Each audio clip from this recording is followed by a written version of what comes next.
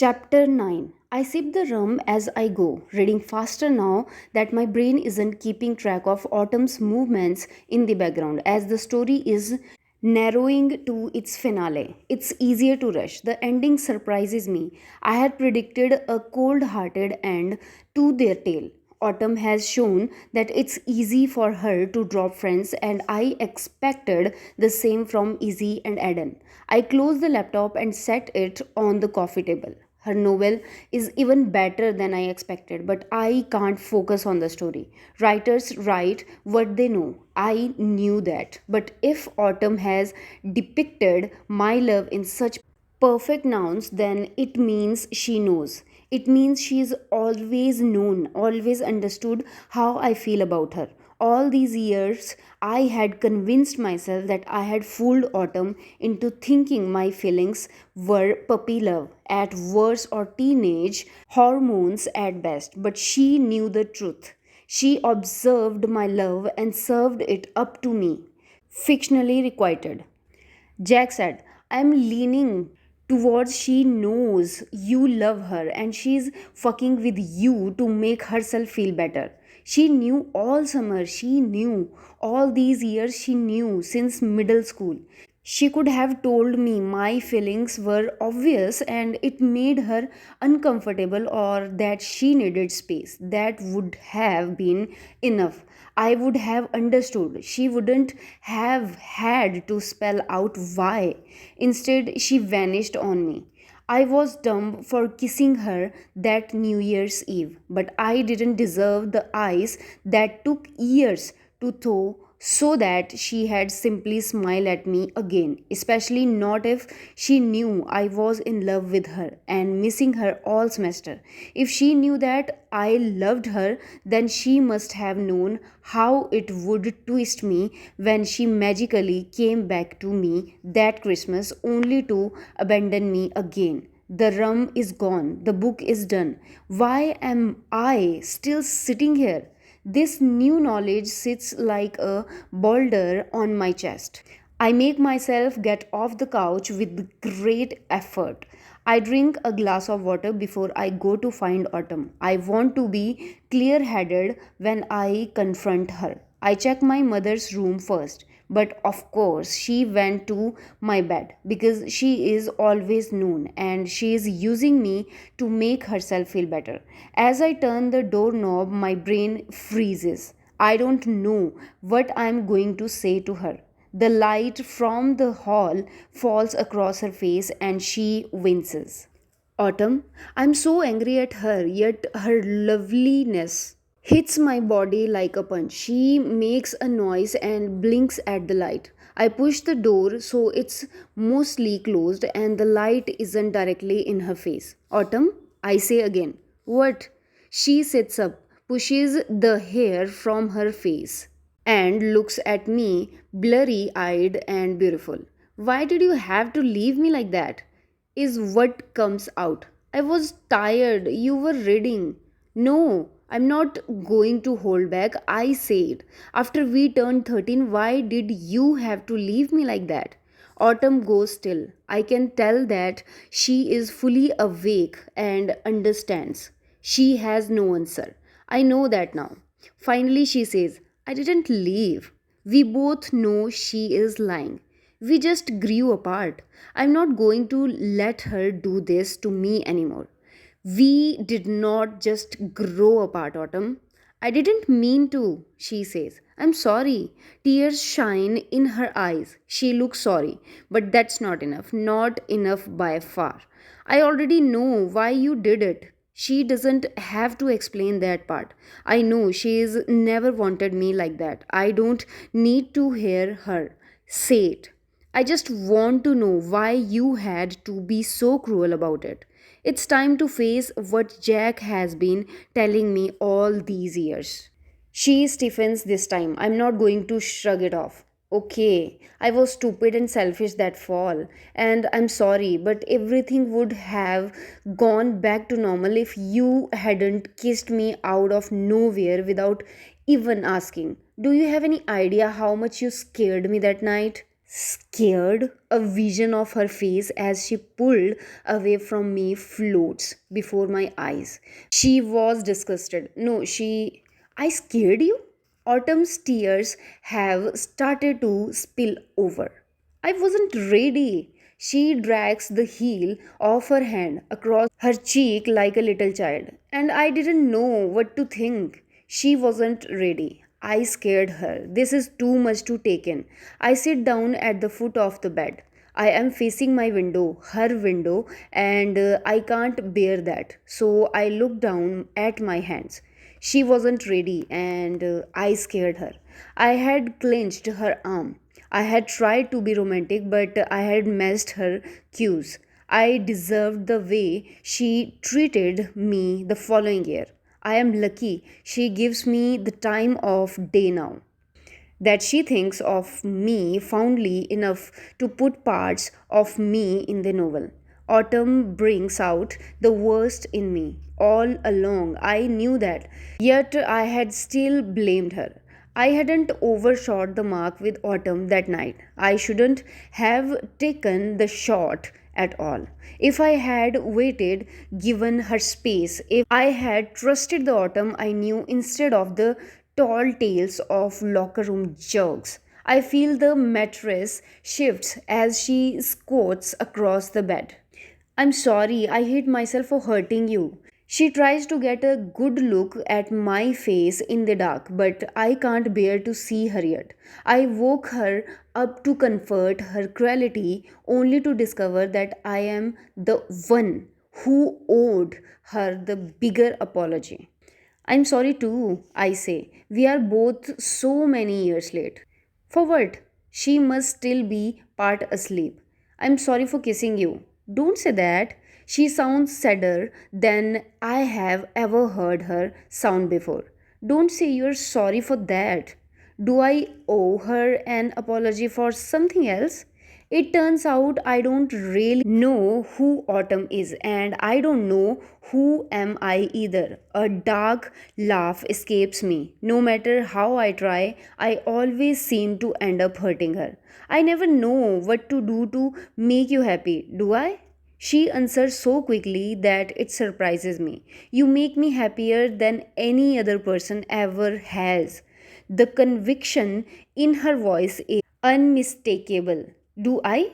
Like Jack said to me, her story doesn't make sense. Every day, she says, visit. Autumn wasn't ready for me to kiss her. Autumn doesn't want me to apologize for kissing her. I make her happy. These three new facts roll around in my head, bumping against each other until suddenly they line up together in a way that makes sense. Except it can't be true. Do I know how to make Autumn happy? Before I kissed her without asking. What if I kissed you right now? She takes a quick breath and I am already dead. Autumn says, that would make me happy. I'm almost not sure what to do next.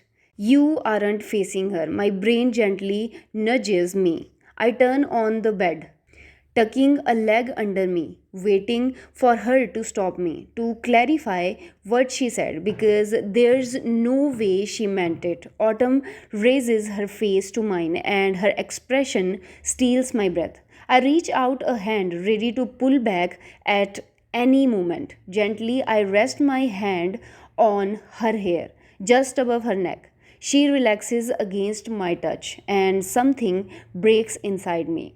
Greedily, I pull her towards me. As I lean in, I hit her nose with mine. I am about to apologize when she turns her face and her lips are so close. All apologies, every apology is forgotten, and my lips are on hers. I am only my lips. No other part of me exists. Autumn. I'm kissing Autumn. The urge comes to push her back against the bed and feel her beneath me. And I begin to think actual thoughts again. Don't fuck this up, Finn. I rest my hand against her hip so that my thumb can stroke that little spot that divots inward below her ribs, the glorious shape of her. Autumn sighs the sigh from a thousand of my fantasies. I'm kissing her and she's leaning into me. This is real. This is happening, Autumn.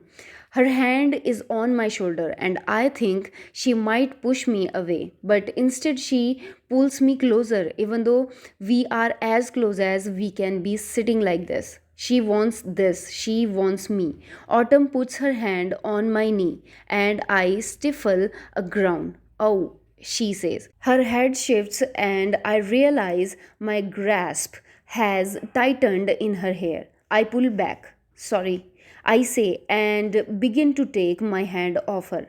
No, don't stop. Autumn says. Her hand is still on my shoulder. She pulls again, says, lie down with me. Autumn stretches out on my bed. She holds out her arms to me. Oh God, I say. She wants, she said, with not on, but her arms. I pull myself over her, leaning on my right elbow. One of her breasts is pressed against me. When I look at her face, her eyes meet mine. Her arms close around me and she raises her lips towards mine. I'm kissing her. She's kissing me. It's strange to feel as if I don't have a body, but that's what it's like. I'm simply a soul existing ecstatically in the universe. Time and space are meaningless, temporary, inconsequential to me. And then I crash back into myself, my body, her body, the actuality of the moment. They all hit me at once. She is kissing me passionately. Autumn is kissing me. I cup her face in my hand. I have wanted to touch her face so many times. Every smile, every frown has tempted me. The lines of her face have haunted me as much as any other part of her body. Her body. Autumn holds on to me tightly, pressing against me. She moans softly as our lips part to inhale and exhale. If our brains weren't so good at balancing needs, we probably would have suffocated by now. I hope I'm kissing her right. It seems like I am. Maybe my instincts can finally be in charge and my frontal lobe will relax before I overthink this and find some way to mess it up. Autumn is kissing me with the same intensity that I am kissing her, fast and hard. I try to slow down, worrying that perhaps farewell will become tiring, but Autumn shifts to match my pace like we are dance partners and the music has changed. She doesn't loosen her grip on me. Her sounds of pleasure are dizzying. How did we get here? Unscrabbling the last few minutes is too much for me right now. I need to be in this moment while it lasts. Her. I want to touch her breast. No, Finn. I try to bring my focus back to her lips. Autumn's lips, kissing mine again and again and again. I try to be grateful for the breast that is pressing against my chest. But the other one is also right there. Do I know how to make her happy? Because I can't tear myself away from her mouth to speak. My left hand trails off her cheek and down her neck, around her shoulders. Slow, Finn, slow. I try to signal what I am doing so that she knows. No surprises, no mistakes. My thumb is at the bottom of the swell of her other breast, her ribs beneath my fingertips. Slow. I am moving my hand and then I am holding Autumn's breast in my hand.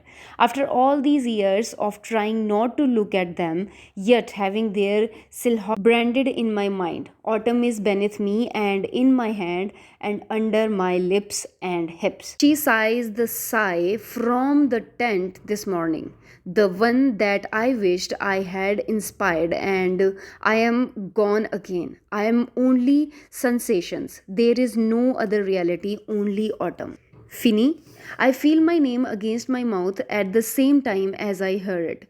Again, I am crashing back into time and space. I remember that my body is kissing Autumn. The signal comes through. Stop. I raise my head and look down at her. Yeah? I want.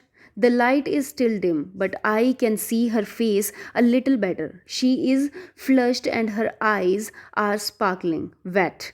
She looks apprehensive again. I will say it for her if she can't. Do you want me to stop? No, she cries, surprising me. I want the opposite of that. Autumn bites her lip after blurting out the words, and she squirms nervously underneath me, setting off a series of feelings in my body that makes it hard to process what she's saying, because surely she can't mean what I think she means. The opposite of stopping is, you want me to keep going? Yes, Autumn says. My body screams for the same conclusion. My instincts want to be in charge again, but this time they are very wrong. I I don't have. Autumn must assume that I have condoms, which I don't. Does she really want to do it with me after making out once? After waiting for so long with Jamie? No mistakes, no misunderstandings. I don't care, she says. There's a firmness to her voice, a deep certainty. Autumn, no. I should sit up and let us both cool down. But I don't move. Autumn is nuzzling me, nuzzling me. Please, Finny, she says and kisses my neck in a way that melts me. Please, Finny.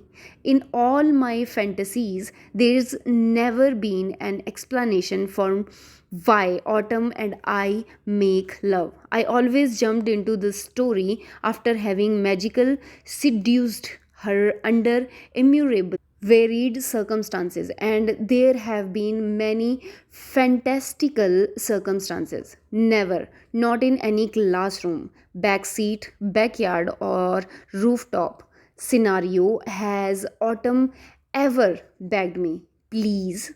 She says as her lips travel along my neck and jaw. Please, please. The barrier inside my mind is crumbling. Her lips are back on mine, and I am lost to desire. Surely she will tell me to stop. I slide my hand over her shirt and she pulls it off. She doesn't tell me to stop when I reach for her bra clasp. Autumn's bra is off, and the feel of her skin and the shadowy shape of her body leave me in thoughtless wonder. She pulls on the button of my jeans. She means it. Autumn makes a frustrated noise as her fingers slip and the button stay fastened. She wants me. All my reason and logic have been lost to that undeniable fact. Autumn wants me. Now I am the impatient one. I push her hand aside and do it myself. I pull away from her enough to scramble out of my jeans and boxers and toss them off the bed. There's a muffled thud as my phone in my pant hits the floor, and I look back at Autumn, who's raising her hip to slip out of her own jeans. I am all hands again, trying to help pull them past her knees and almost pulling her into my lap instead. Autumn giggles and I kiss her feet as they remerge from the den. And then I have taken off my shirt and I am looking down at her. Oh, Autumn, my friend, my dream, my love. The trust in her eyes is intense. I can't deserve that look. This cannot be happening. She starts to pull off her panties, the last clothing between us. I have lost will to tell her what we can't, even though I know this is all happening so quickly that we probably shouldn't. I help her. I toss her underwear to the floor. If this is a mistake, we are making it anyway. She opens her arms for me to return to her embrace. I have to say it while I still have thoughts in my brain. Can I tell you that I love you first? I won't miss my chance to tell her, even if she knows it must be true. I am already risking so much. Yes, I fall over her, catching myself in time to lower myself gently, positioning myself between her legs, the animal instincts back in control. I love you. I tell Autumn, saying it for all the times I couldn't before and all the times I may never be able to again. And then I'm saying, oh God, I love you, because she is there. I am there. Autumn isn't telling me to pull back or stop. She is nuzzling me again, her breath hot on my collarbone. Oh God, Autumn, slow, Finn, no mistakes. I can tell from the way her breathing charges, the way that her grip on me tightens. She is in agony mixed with ecstasy. Slow, keep your head in the game, Finn. Slow. She is trying to relax beneath and around me.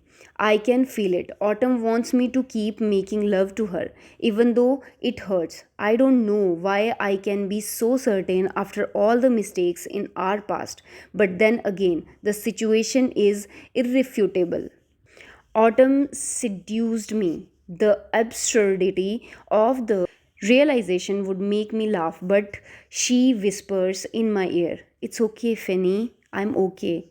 Autumn rests her cheek against mine. She sighs happily. I hope that I am still gentle enough after that, because I am consumed with the rhythmic sway of her breasts against my chest, the way her thighs grasp my waist as if she is afraid I will escape. It's her name I mean to say at the end, but I do not make it past the first vowel.